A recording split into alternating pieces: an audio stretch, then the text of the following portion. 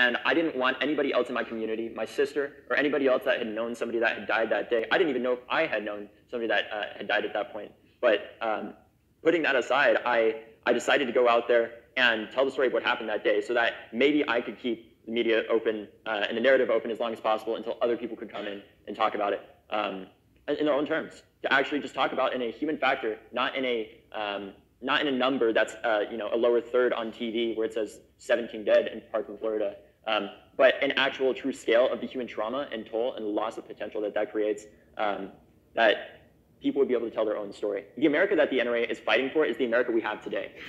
It's the America where 40,000 people die annually, where people constantly feel a need to arm themselves because we have a definition of freedom that currently defines owning a gun as more important than children not dying and people not dying from gun violence.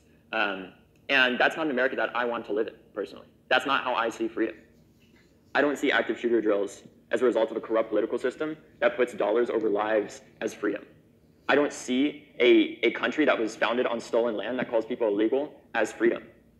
I don't see the weaponization of white nationalism and specifically genocide throughout our history as a definition of freedom.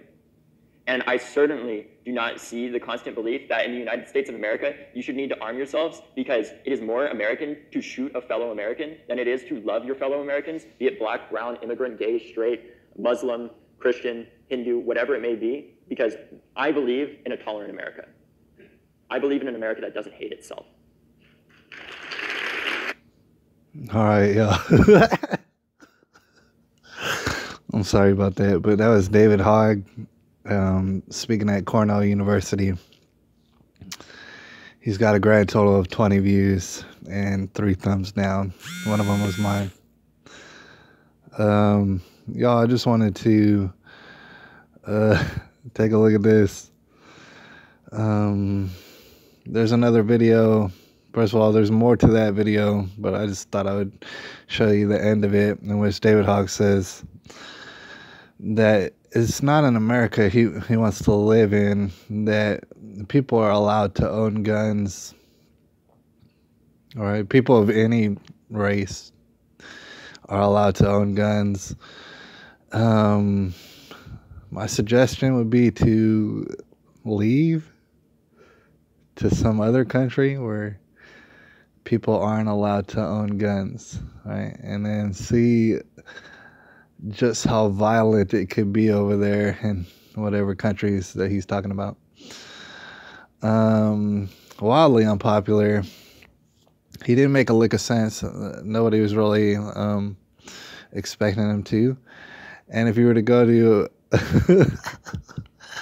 the other video of Samantha Fuentes, is talking about survivor leadership, I promise you it's a waste of your time. She's going to make even less sense. And as you can tell, she has even less views.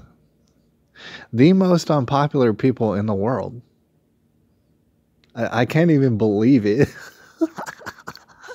I can't believe how unpopular it is. All right. I'm personally, by many magnitudes, more popular than these people. And that's crazy. Like, somebody's giving them money and shipping them around to different universities. Cornell University